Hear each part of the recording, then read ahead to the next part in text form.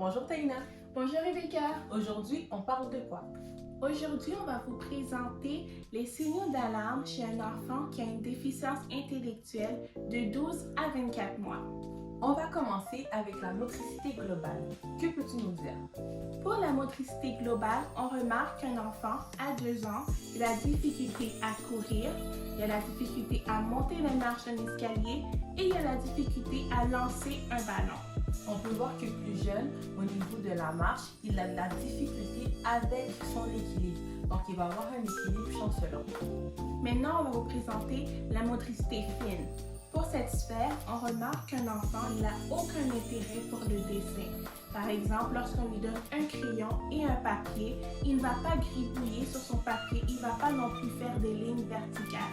Qu'est-ce que tu peux rajouter comme exemple dans cette sphère? On peut voir aussi que cet enfant va avoir de la difficulté à empiler des blocs. Donc, les petits blocs carrés vont être difficiles à manipuler pour lui. Maintenant, on va vous présenter la sphère du langage et de la communication. Quel exemple que tu peux nous donner pour cette sphère?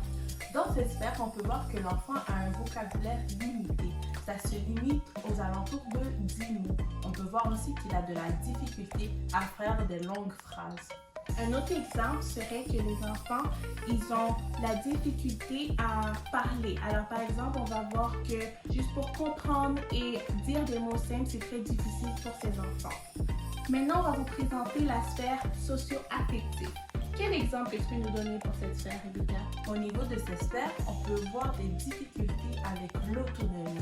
Donc, l'enfant va avoir de la difficulté à acquérir l'habillage ou le déshabillage. Il peut également être celui qui ne va pas proclamer son autonomie à l'âge de 2 ans. Parfait. Alors, un autre exemple que je peux donner pour la sphère socio-affective, c'est cet enfant, il va préférer jouer toute seule dans son coin et même s'il y a des gens autour de lui, il ne va pas s'en apercevoir. C'est comme si ça l'importe peu. Donc là, maintenant, on va parler de la dernière sphère qui est la sphère cognitive. Qu'est-ce qu'on peut voir, Taïna?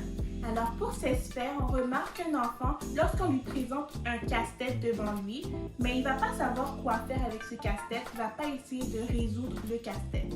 Rebecca, est-ce que tu peux nous donner un dernier exemple pour cette sphère?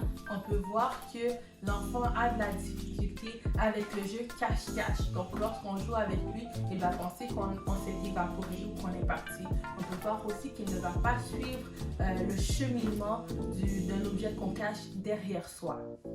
Parfait. Alors, ça sera tout pour aujourd'hui. Si vous avez des questions, vous pouvez nous contacter sur nos différentes plateformes. Merci. À la prochaine.